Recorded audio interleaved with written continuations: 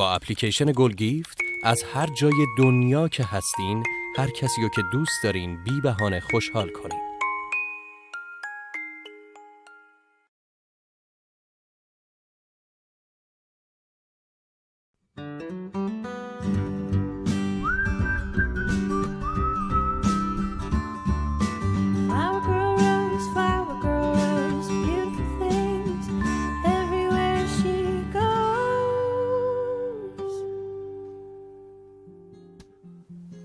Hey, it's Rose, your flower girl, and we are approaching the end of January, which means we're coming right up to my favorite time of year, Valentine's Day.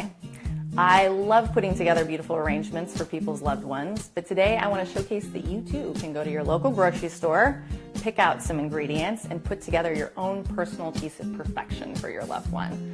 I've picked up everything that you could also buy, and it doesn't have to be wildly expensive. This can be a creative project that you have fun with that comes out looking like $1,000,000. We're not just going to use the typical red rose, but we are going to use a green tea rose and touches of pink, and we're going to incorporate some interesting architectural elements to really make it look like $1,000,000,000. One thing that can make an arrangement look really expensive and fabulous is to have a unique vase that's unlike something you're used to seeing. I got this vase at the 99-cent only store. It's very basic, but today we're going to dress it up by hot gluing some cyclamen leaves on there. This is a seasonal plant that has these really elegant, drippy little blossoms, but it also has these waxy, hardy, long-lasting leaves. You can hot glue these on there. I'll show you how, and it will stay looking great for the next few weeks because these don't really get wonky. So let's get cracking. Get out your hot glue gun. I like to work with this kitty glue gun because I've had a few too many disasters where I've burned myself into oblivion. And you're just going to give a hearty dose of this glue back here and just press it on there. It's going to be easy peasy. Valentine's Day, I feel like, has so much pressure and stress. And I know so many people who are always hoping their loved one is going to treat them in a super special way. Something like this is nice because it's the classic Valentine's Day floral gift, but if it comes from you, there's an extra sensibility of romance. Okay, next up, you could just start with water in the vase, but for this, we're gonna make it really easy and we're gonna use the florist's best friend, which is floral foam. Totally fabulous! And this is something you need to soak beforehand. So you want to put this in a sink and just turn on the water and have it soaking for a while so it gets all the way through. This floral foam will make things last quite a long time, and it makes it really easy to create an architecture because you don't have to perfectly cut all your stems. You can just stick things in, and it's very satisfying. You will notice as you're sticking your stems in here, it's kind of fun. So we're just going to cut it because it's a little too big. You don't need a sharp knife for this, but I'm just going to use one just for fun. So we're going to do something that's focused one way because then you can really maximize your blooms to the front. And this is going to be the only thing that I put in that I haven't actually bought from the store today, which is just an interesting textured green with a little bit of a branch element. I'm going to be using a Northwest favorite, Daphne, today, which later in the spring will smell really nice. But even now, these little buds, I just love the look of them, and I love that touch of green on the edge. So go out in your backyard, front backyard, find something that looks somewhat similar. And what we're going to do is take some longer pieces to give height.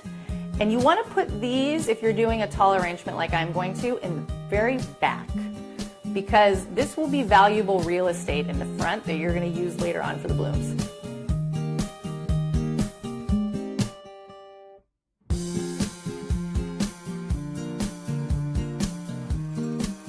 Okay, so this is where we're going to start getting crafty and creative.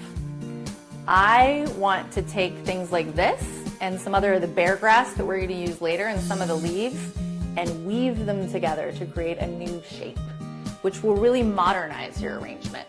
I'm going to just wrap and wrap and wrap these little stems so that they hold on to each other. They're kind of like nature's zip tie. And we're going to create a piece like this. And then we're gonna add that. Again, make sure you are putting it more in the back so you leave that front part of the foam for the blooms. All right. Next up, for another architectural trick, we are going to take these tea leaves. Again, very long lasting. I've had some tea leaves from weddings that I've done that with water are still looking like this, like a couple months later, which is crazy to me. These are tropical though, so they have that nice waxy, long-lasting feel.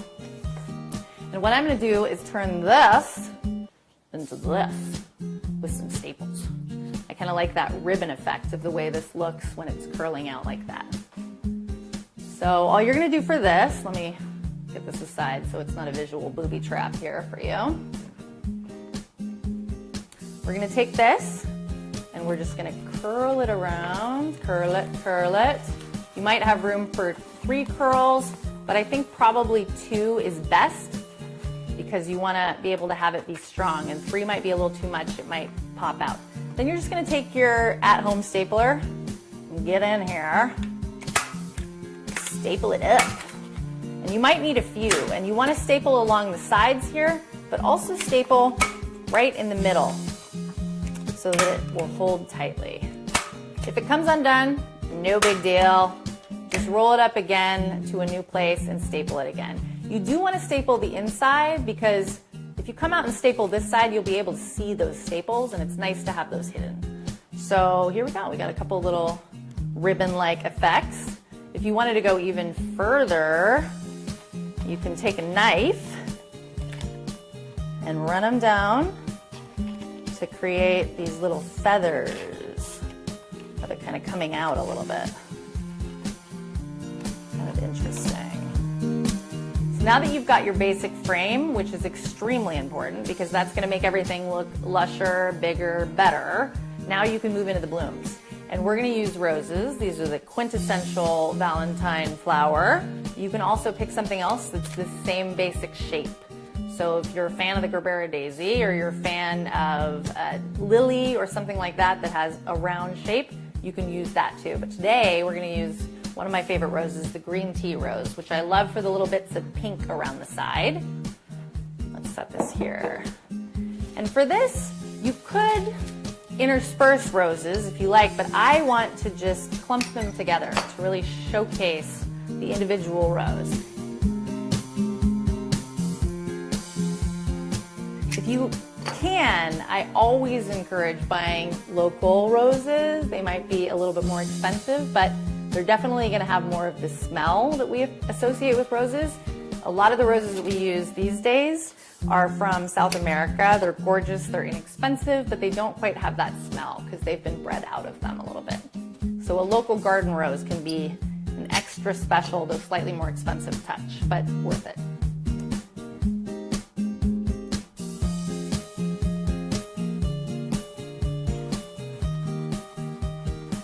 Now I've got my precious dozen roses in there.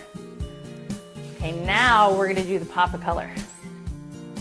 These little cyclamen are so pretty to me because they have that star shape, which is so unique and lovely. But if you also want to have them be more of a drippy edge, you can have them coming off that way. That's a little bit more of an organic look.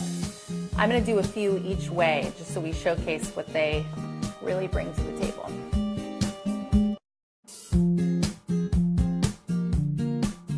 Okay, next up, I want to use some of these bear grasses. These guys you've definitely seen at your local grocery store. These are a classic. And what I want to do here is, again, another weaving technique. You want to take these and you're going to pop them down in there. These are another one that don't need to be drinking. So these can just be right in the architecture of your blooms. They don't even really need to be in the water. They'll still stay looking green. And you're going to use your curly willow to weave them through. And this is another thing that is going to look kind of ribbon-like, which increases the modern feel. And as I'm putting these in here to secure them, I'm just going to wrap them around the head of that rose. Just obsess about a few more details. That's my favorite part. Okay. Here we have it. Happy Valentine's Day. And truly, this would cost you well over $100 if you've got a dozen roses and all these little details, especially on Valentine's Day from your local florist. But just between us, I bought these materials for $42, including the base. But the best part, more than the deal, is that this came from you, and it's something that you put time and energy into, not that much necessarily in the grand scheme of things, but it's gonna look like a lot, and it's gonna have a lot of romantic impact. So thank you so much for watching. Please leave me a comment, subscribe to my channel for more tips and tricks, and I look forward to presenting more fun ideas. But until then, happy Valentine's Day. Enjoy.